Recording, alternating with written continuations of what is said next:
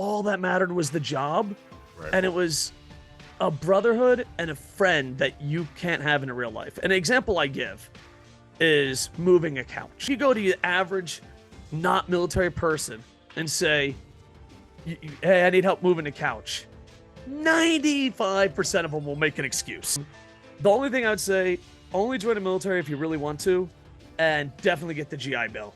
Like, I saw people like, I'm going to skip out on a GI Bill. Listen, a lot of stuff, the VA, a lot of stuff is a scam, the VA. Some stuff is absolutely horrible, the VA. It is clear. I get an impression that there's something wrong with the VA.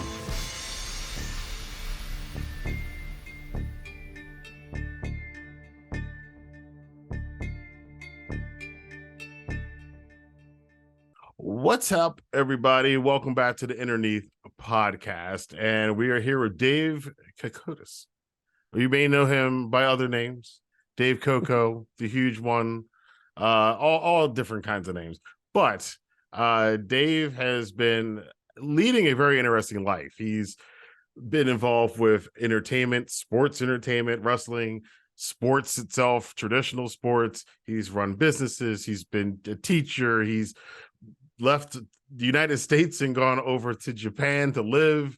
He's had a very colorful life.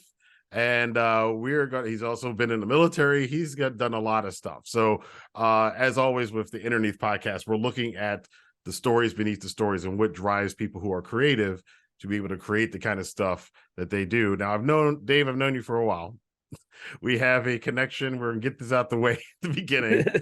We have a connection on doing YouTube and a interesting form of storytelling, which is called sports entertainment, or pro wrestling for everybody who doesn't watch it. So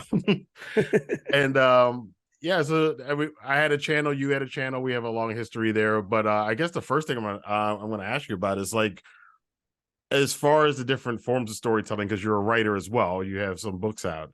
What is it that drives you to do these creative endeavors? Like, you did run a wrestling promotion, you have written books, you've done other things, you're doing Twitch and YouTube and stuff. So what's really motivating that for you? I just, when I was a kid, I never saw myself as the athlete. I was like, oh, I could come up with stories, I could do this. And good or bad, my childhood, I was passed around a lot. So I couldn't afford to go to, like, at the time when I was a kid, Stephen King movies were really cool. we're like sixth grade and everyone's Stephen King. And I was very poor, passed around a lot. And I remember that I had to read Stephen King books and then pretend I saw the movie. and then sometimes, because, when you're a little kid, you just want to blend in. Good or bad, you kind of want to blend in. And I was like, well, I can't afford to go see the movies, I'll blend in. But I couldn't read fast enough. So then I was like, oh yeah, I remember Christine, when the car turned into Optimus Prime and went to space. And the other kids are like, what are you talking about? And then also just having a little set of toys, I would always just be limited, like, what they could do in the stories. So, like, I feel today's generation, or my kids or kids today, they have it. They could just go play a video game. They could just go watch a movie. We had 6 toys from a garage sale. That was your adventure. You had to come up with the story. And I always enjoyed it. And the good thing is about being passed around, not having parents. No, because parents are really good. I'm not anti-parents, but there is an advantage to not having a parent. Parents will give you advice that tell you not to take a risk. Where if you don't have that in your life, you could take a ton of risk. And if you fail, no one's going to know. You don't have a mom be like, I'm not sure if you should invest in a wrestling company. I'm not sure if you should go overseas, and I guess that was a benefit, like when I was like, I'm going to make my own wrestling company. I didn't have mom and dad being like, no, that's a dumb idea. Don't do it. Stick to college. And I was like, all right.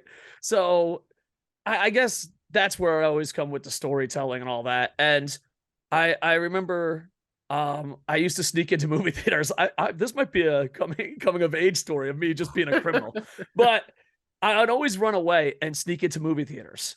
And I remember I never was attracted to writing or creating until Transformers, the 1986 movie. The good one. I snuck it. Yeah, the good one. I snuck it to the movie theater, and I left going, I didn't know people could die in stories. Because when you were a little kid, G.I. Joe, the explosion, there's a helicopter, Right. transfer, like no one died. And Stormtroopers are notoriously bad shots, and G.I. Joe, it always amazed me they blew up everything, and everybody would just parachute out at the last second, and nobody ever died until we got to the films. yeah, so I remember just being shocked. I was like, this is so good. And I remember the credits came and it was just saying written by, and I was like, I just want to tell stories. I Right. didn't know all stories had to be squeaky clean a format, so because to me, like, if it's like a perfect story, it just feels kind of cheap and in a box, like, so to me, like, and granted, maybe it didn't age well. I think it does because of nostalgia, but I was blown away. I was like, people can die, people can betray each other. This is amazing. So that's what got me into storytelling. Yeah, it's amazing in that film that I still say to this day, it's like one of the baddest ass revenge scenes is when, of course, Megatron. Now we're gonna get really nerdy with this. Megatron dies. He's reformatted as Galvatron, and him and Starscream had this whole rivalry throughout the entire series, which, at that age, it seemed like that show had been on forever, but I look back on it, it was like only 2 years that show was on. So it seemed like Starscream and Megatron were, rivals forever. And he comes back and he just blasts Starscream and just like turns him into dust. The little crown falls off and he steps on the crown. I was like, Galvatron's kind of pimping right there. That's a pimp way to kill somebody. So how did your kids feel when you said you were younger and you would read the Stephen King books and relate them? Did you get to it? And I bet they were probably surprised when you talked about the gangbang scene that was in the book but's not in the movie. Yeah. I just remember, like, because Miss Cribbs, shout out to Miss Cribbs. I don't know if she's alive, but there's always that one teacher that changes your life. Right. And I grew up in, I don't want to say a rough neighborhood, but a neighborhood that didn't care about youth. You know what I mean? Like, there's a difference. Like, they're just like, I remember, like, if you were like passed around as a kid, they would call you a street rat. So when I saw Aladdin for the first time, I thought he was talking about us. I was like, Aladdin's one of us. Yeah. And so they would put you in special needs classes, but special needs classes in the 80s are not like special needs classes today. No. Special needs classes were like, don't hurt someone. That's your classroom. Don't leave the classroom. Right. And that was my education for a long time. And then I was like, oh man, I got to hang out with the cool kids. I got to know what Stephen King did. So I'm reading a Stephen King book and I'm like in 5th or 6th grade. And the teacher's like, do you understand what's going on?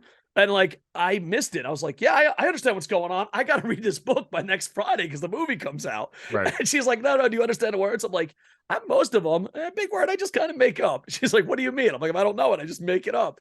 And then, yeah, from there, she got me out of special needs class. And she's like, yeah, dude, you just got to come to our class. Like, I don't know why you're in special needs class. And then, yeah, and then she was like really supportive. She was like, oh yeah, you could be a great writer. You could be this. And I think she changed my life forever. I really do. Yeah, we all had those great teachers. Mine, I had 2. Mr. Terry was a good teacher in high school, and Miss Jackson, because mine was the little bit of the opposite of yours, because I was in Gen Pop, as I always called it, when I got into high school, and I was like, and I looked at the kids in the gifted and talented classes, I was like, I'm as smart as those kids. What do I need to do to get in those classes? So I had to read like a bunch of books, a bunch of classics actually. That back then, we actually read Crime and Punishment, Dostoevsky. Oh, yeah, so yeah. that's the kind of books we were reading, which you probably wouldn't be allowed to read these days in this country.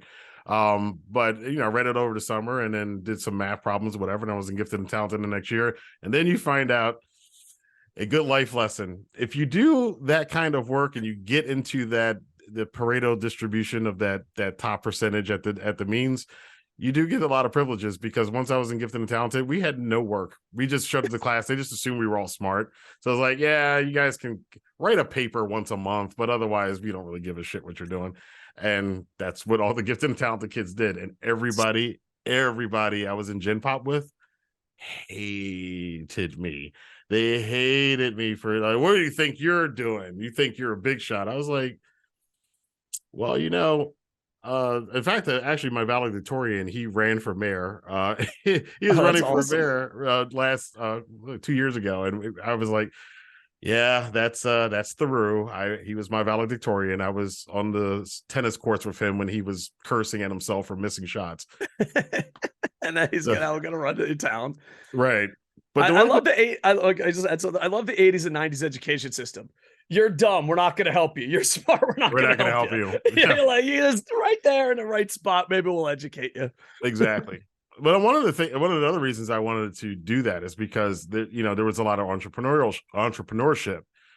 We were encouraged that. I still think I am the first and maybe only student to ever have a original play produced at my high school. I think I'm still there. I don't know. Somebody else might have done it by now. But, you being an entrepreneur, you're able, again, you had a wrestling company, you're writing books, you're doing all of these things. When you made that transition, because we're going to talk about your military background in a second, but in your civilian life, running businesses, being an entrepreneur, especially being one overseas in Japan, what are the kind of differences from when you did stuff here in the States and now when you're doing stuff over in Japan? I don't know if I should be honest. This is one of those I might get in trouble. I have small businesses around the world, and I would like to hire more North Americans. I guess we'll say as that. And it is really tough. I don't want to get in trouble because, I have a checklist, and I don't want to get canceled. I got businesses in certain countries that are not popular with the masses. Right. Russia, China, Japan, Philippines, Ireland. I think Ireland's still safe. But I have a list of what has to get done just because I'm getting older. I can't run a day to day, and I will look. Russians, good to go. Philippines, been done 2 weeks. Japan, good to go. America, that's not fair. North America is always behind. But when you hire them, they're always the most confident. They're like, I'm the one man that you need, and he'll succeed. And you're like, that's cool. But no, right. Like we have this, I'm gonna get beat up by her. But we have this woman, who runs one of our smaller companies and does graphics, like instant graphics. And she's Western European. She has the tact of I don't know, just something horrible. Like literally, I talk to her twice a year, and she's like, "Why you call me? Don't worry, it'll get done." I'm like, "All right, fine." And yeah, it's just I think it's easier overseas than it is because if you go to someone overseas, they're like, I don't know if I can do it. And then they do it. Where if you go to North America, you're like, can you do this? I can. I'm the best. Give me money. Don't fucking worry about it. I got it. I don't know if you're allowed to curse. I apologize. But you're like, don't worry about it. I'm the best of the best of the best of the best of the best. And you're like, that's great, man.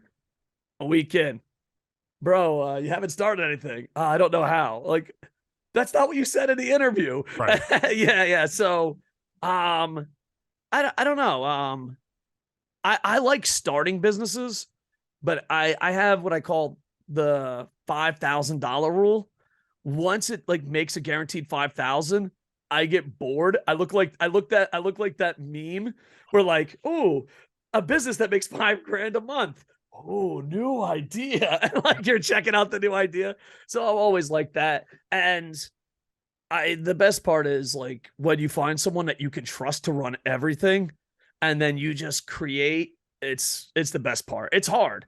Like a lot of people, I don't know, a lot of people that run their own business say this, but not many people really mean it. I love starting businesses. Right. Once they're successful, that is the most fucking boring business ever.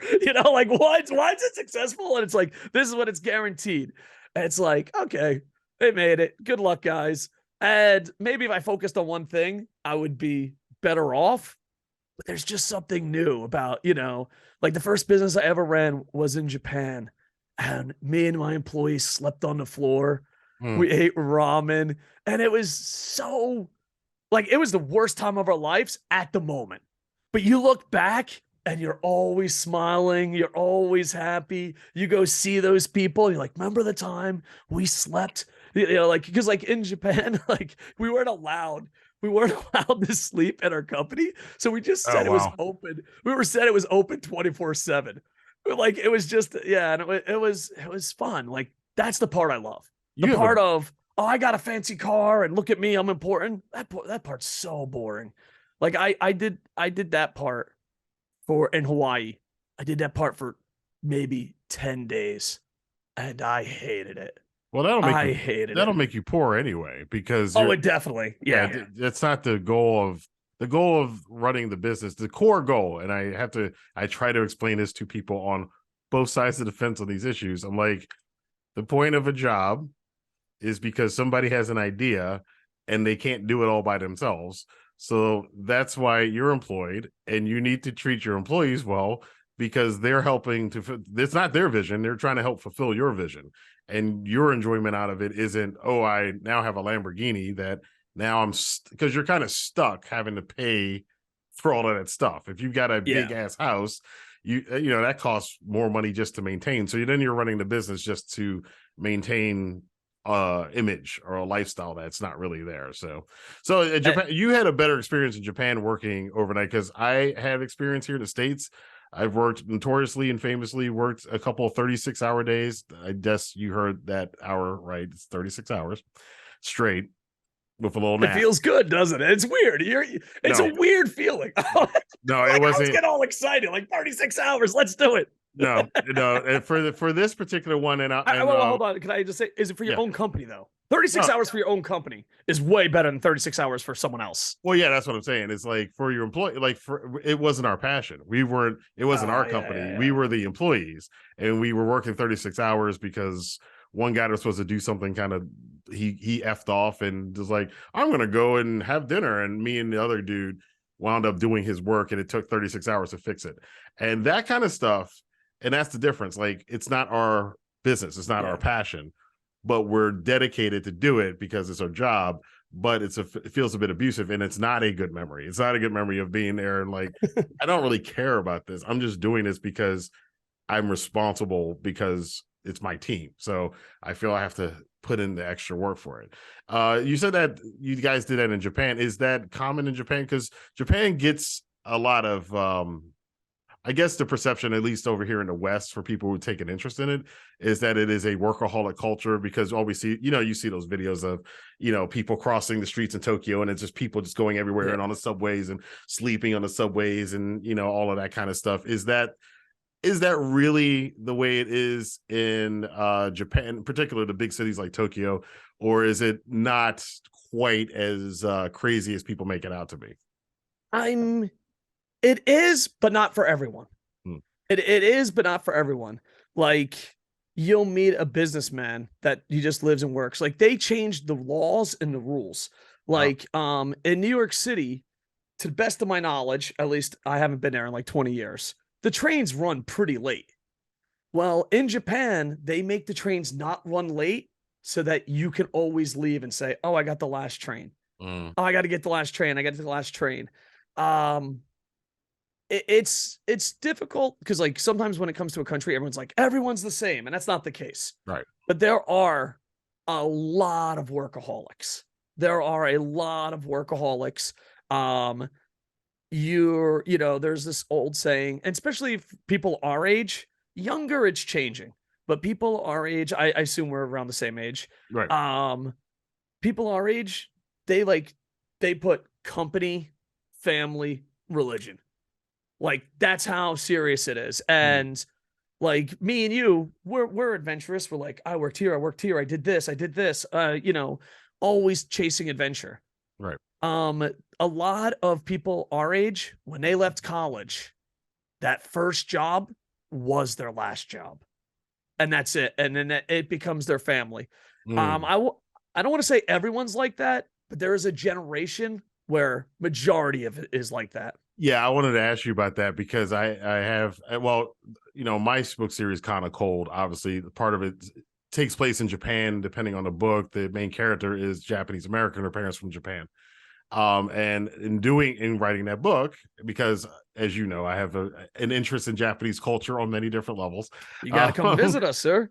I'm trying to get there, man. Hopefully this year will be it, but I can get back there. But yeah, we had this is the lost generation, which is I think in over there is roughly around our generation. It's kind of Gen X. I think it was kids born or coming of age in the 90s, and there was like this period where there were just no jobs. So you had the people that graduated, they had their jobs set for life, and then the people wasn't any space for this whole generation, and then the young people that came in after them, they have, they go to the career fairs and get their job and everything else. So they're reportedly, this is what I've seen, is there's supposed to be this whole disenfranchised, I guess over here we call them the incel type or whatever, who have an issue with being in that lost generation, and there's really nowhere for them to go.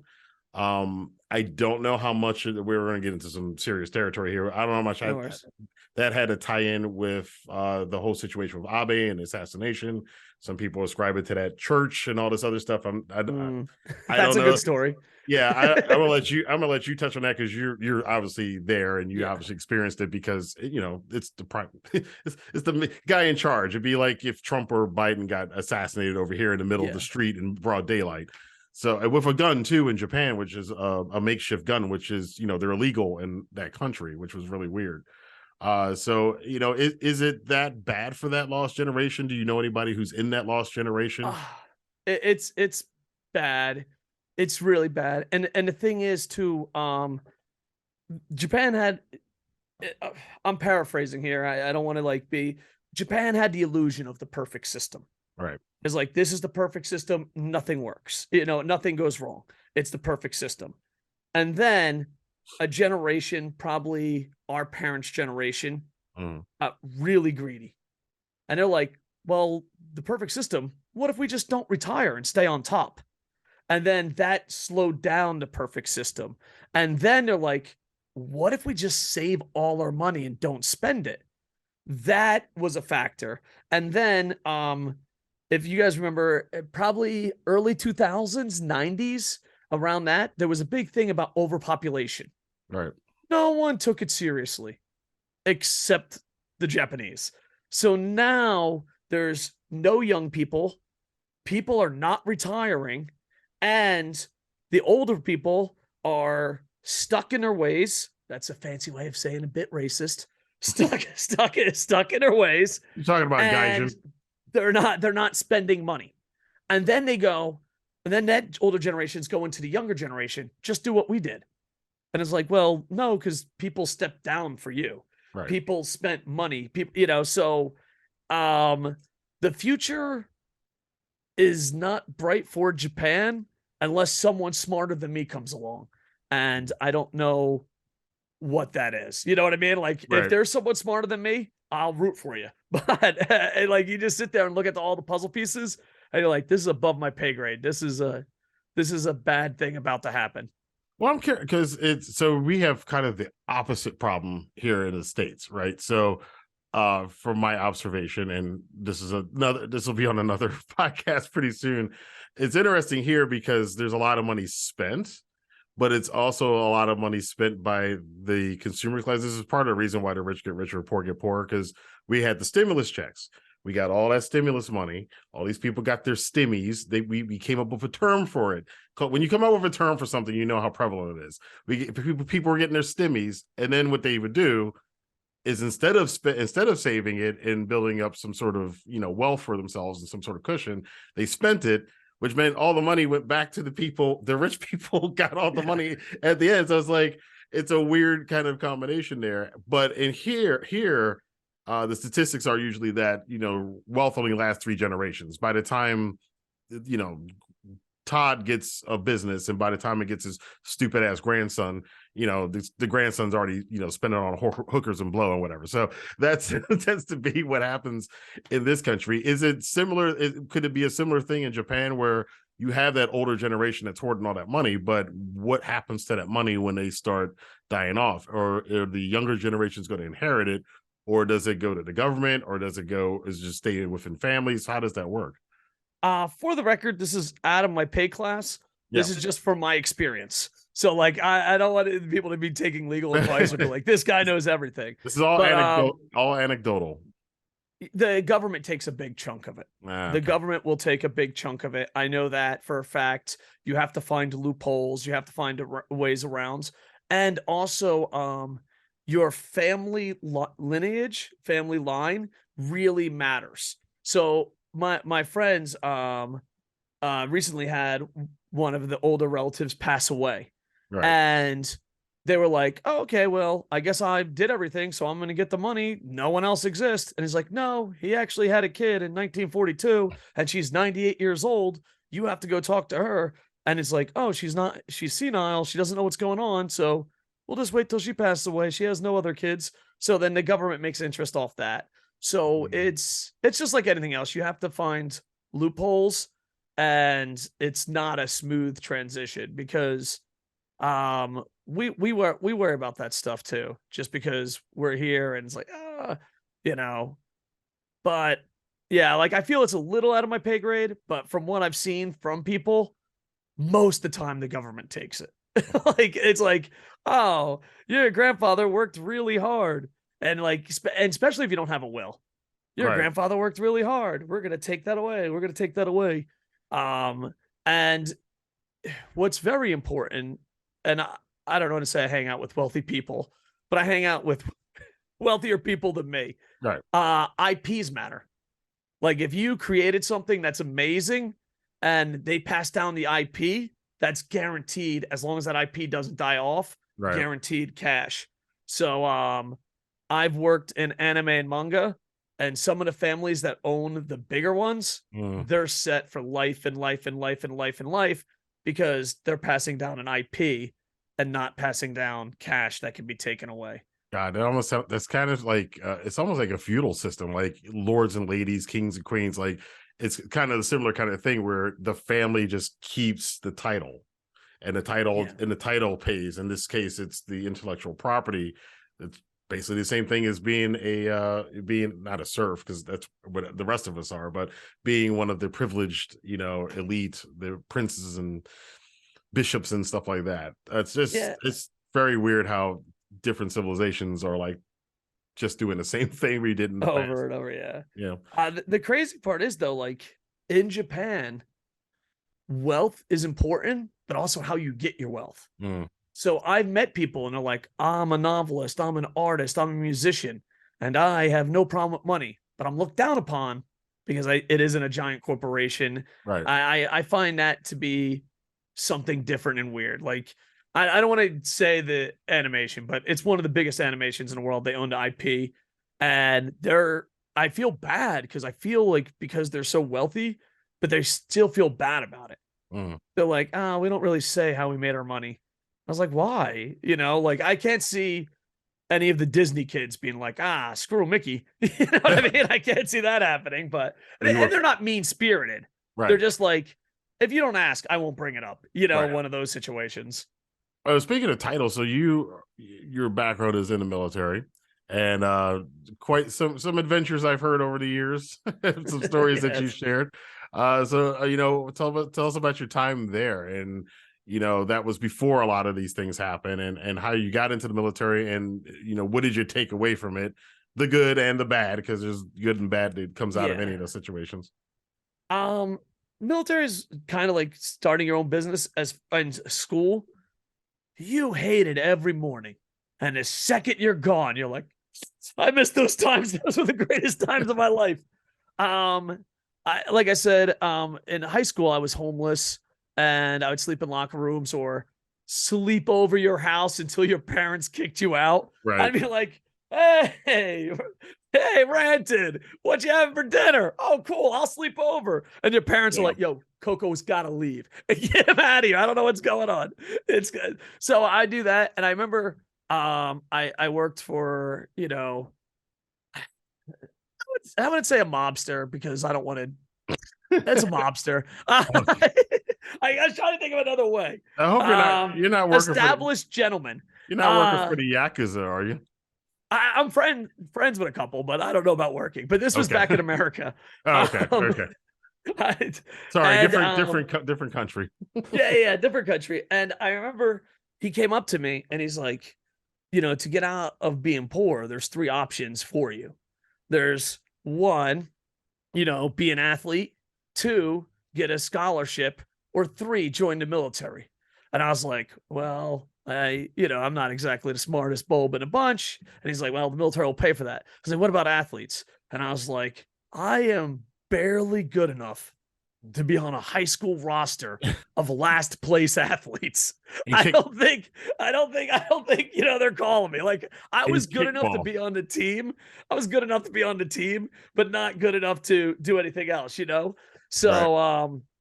So I just joined the military and I was like the easiest person to recruit. I walked in, I was like, hey, I just want to die on the front line.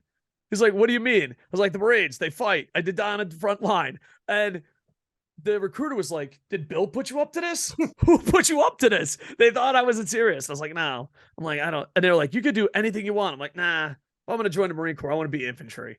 I don't want to be like, yeah, dude, I was in the Marine Corps and I did paperwork. I'm like, no. All in.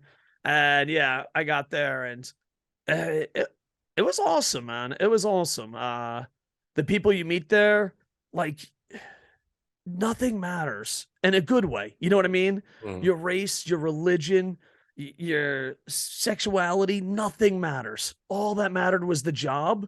Right. And it was a brotherhood and a friend that you can't have in real life. An example I give is moving a couch. If you go to your coworkers, maybe you got a good relationship with your coworkers, but if you go to your average, not military person and say, hey, I need help moving the couch, 95% of them will make an excuse. The military is like, all right, so do we have to kill anyone before we move the couch? No, just move the couch, boys. All right, are we stealing the couch? No, we're just moving the couch. So it was very interesting to see guys that probably would have nothing in common die for each other, and I'm paraphrasing. This is someone else's idea, and I apologize. I don't remember who said it first. A lot of people are like, oh, do you fight for your country? Do you fight for your flag? Do you fight for your politician? Do you fight for this? As soon as you hear that first bullet, all you're fighting for is the guy to the side of you. Mm-hmm. You don't care about the flag. You don't care about Susan back home. All you care about is these guys, we got each other's back. And when you go out into the real world, it's kind of a shock. You know what I mean? Right. It's kind of like you're never going to have friends. Well, most people in their life are not going to have friends that will die for you. And it was something special. And plus, I got to travel the world. I got the GI Bill. I got concussions. There's bad. Right. I got injured. So there's good and bad. The only thing I would say, only join the military if you really want to, and definitely get the GI Bill. Like, I saw people like, I'm going to skip out on a GI Bill. Listen, a lot of stuff, the VA, a lot of stuff is a scam, the VA. Some stuff is absolutely horrible, the VA. But the GI Bill, that's like, if you're going to serve, get the GI Bill. Now, are you saying, to get this clear, I get an impression that there's something wrong with the VA, in your opinion. I don't know if I picked that up, but it might be the VA. Yeah, that's still a problem. It's garbage. It's still a problem. Yeah. Well, I have a dumb way of fixing it. Uh-oh. You want to hear a dumb way of fixing it? Yes. If you serve in the military for 4 years, you get 1 day as a congressman. That's it. Do you know why? Why? Because they don't have to get tested. Your insurance is covered forever. And if you're a congressman or working in public, hey, serve 1 day in infantry. Problem solved. We'll swap, because here's the thing. If I was, you basically have to go to VA and convince them that you're worthy of being injured. That's how it is. You could spin it any way you want. You have to convince someone that wasn't there with you that you are worthy of getting paid for your injuries or cause. Right. A politician has to serve 1 day, to the best of my knowledge, unless they changed it. So every veteran serves as a congressman for 1 day. Problem solved. Thank you. It would be, well, they definitely need it, because although I don't think a lot of those politicians, I don't think they'd last 1 day, and I don't think they'd come back and like what was happening while they were gone and didn't have their total control over everything. But That's a different story. That's a different freak show, as we would Yeah. like to call it. Which is also the name of one of your novels, Operation Freak Show. So let's see what happened with that. How did you get into coming up with the idea of writing that type of novel? Because it's multiple different genres. I would say it's like Yeah. not something you can just go. It's just this. So where did that idea come from? Well, I most of my books have a theme. And growing up, I was a big fan of The Punisher. And I always said, evil people deserve to die. I believe that in my heart.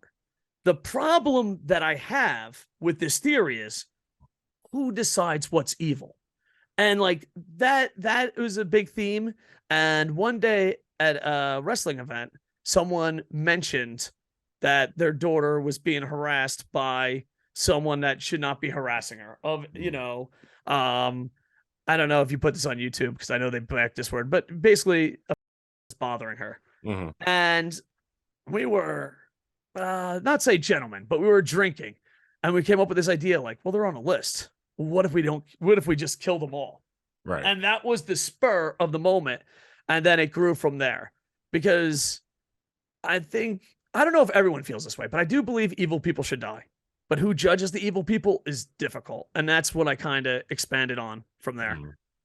Yeah, I don't. Well, and that's the thing now, is with all of these things, because we got a lot of it. I don't know how woke Japan is, and red pill Japan is, but we've got this battle now going on over here with all of this ridiculousness, and everybody's very virtuous, and that's the question, is like, but who's making the decisions?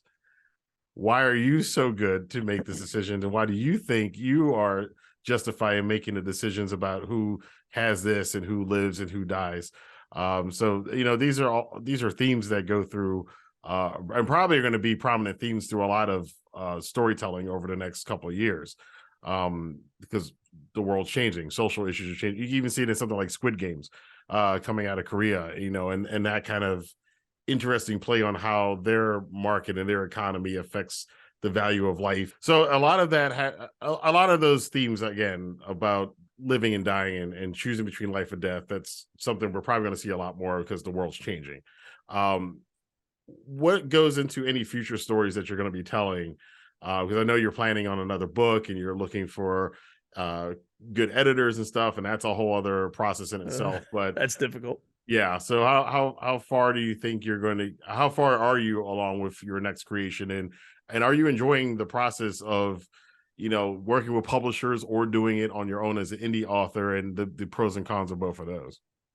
Um, I wrote like four full novels and like maybe eight.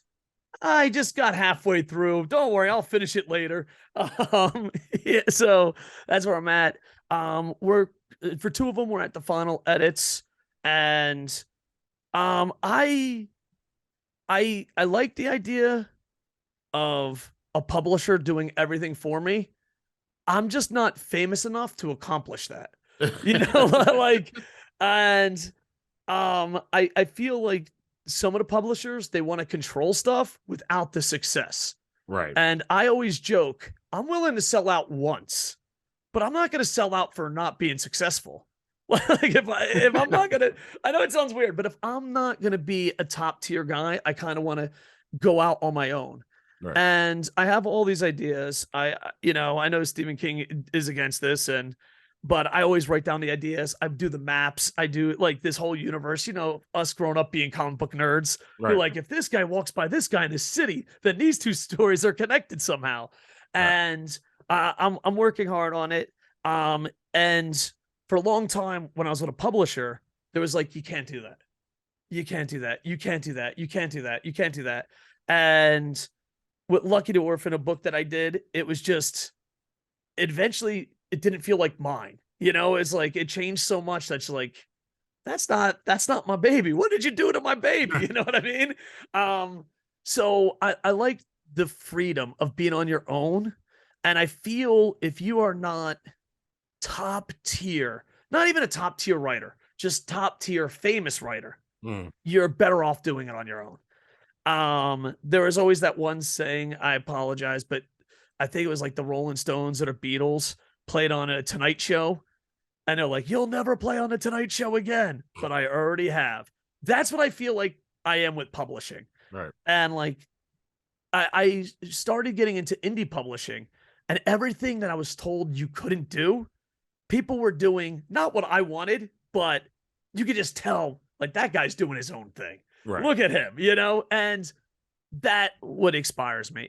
The only scary part of doing it on your own is if you live in the island of the Pacific and you're doing a bunch of stuff, everyone is overqualified until it's time to do the job.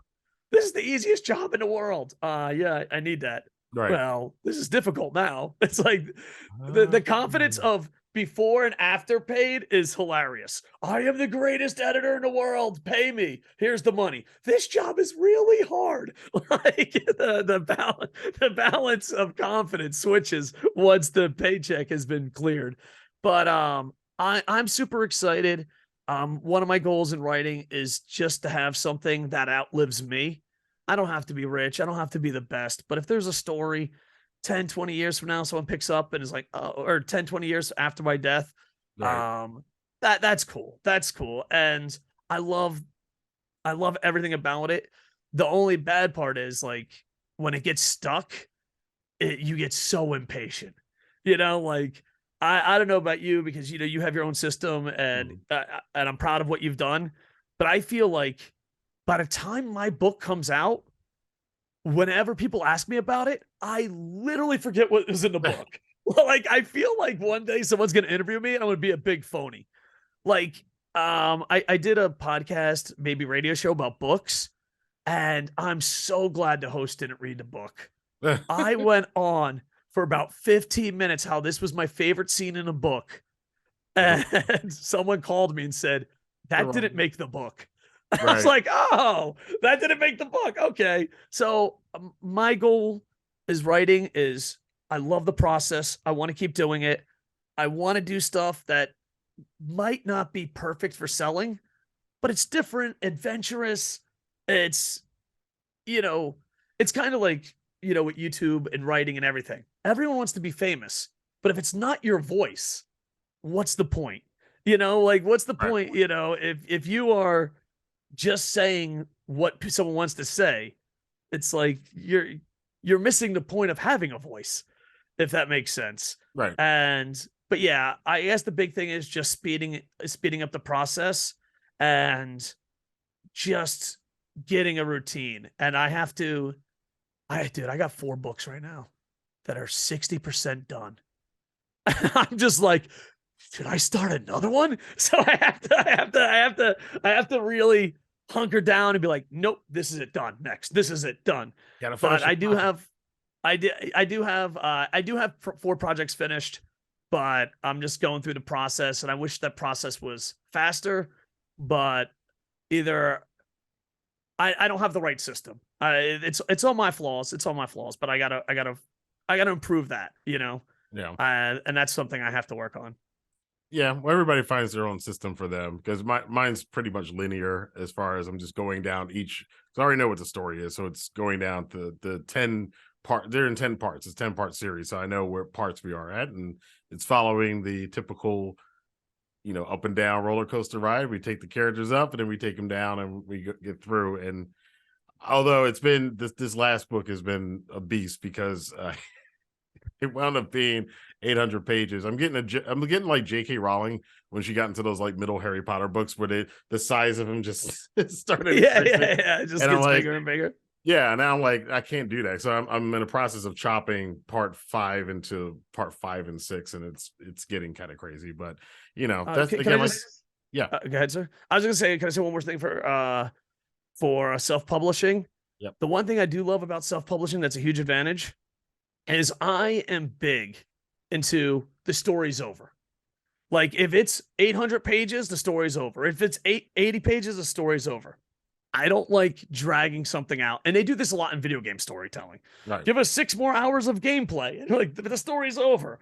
MCU is famous for this at this phase. It's like the story's over, but we need more dragons. Like the story's over. Why do we need more dragons? So I think that's the advantage of being self-published, is that if the story's over in 80 pages, it's over in 80 pages. If it's over in 500 to 1,000 pages, it's over in 500, 1,000 pages. Right. Where if you have a publisher, they, if it's too big, you got to chop it down. If it's too small, you got to put little side quests. You're like, I don't even know why this side quest is happening. So, I think that is an advantage that self-publishers have. Sorry to cut you off, sir.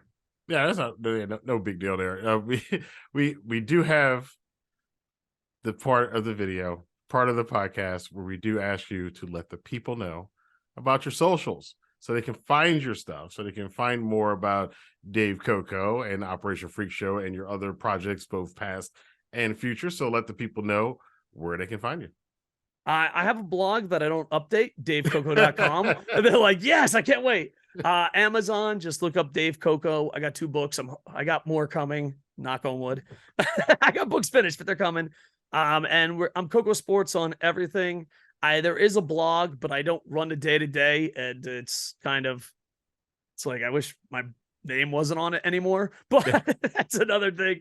But yeah, I'm Coco Sports on Twitch, YouTube, pretty much all of them, TikTok, Facebook, Instagram, whatever. Just type in Coco Sports, and if it's not the original blog, you'll probably find me. And I wrote 2 books, and I picked these 2 books first because sometimes I write really dark stuff, and Operation Freak Show is very dark, but not everyone likes to read dark stuff. So I tried to lighten it up with Lucky the Orphan, but then I had people say that was too dark. So Lucky the Orphan is more of a coming of age story.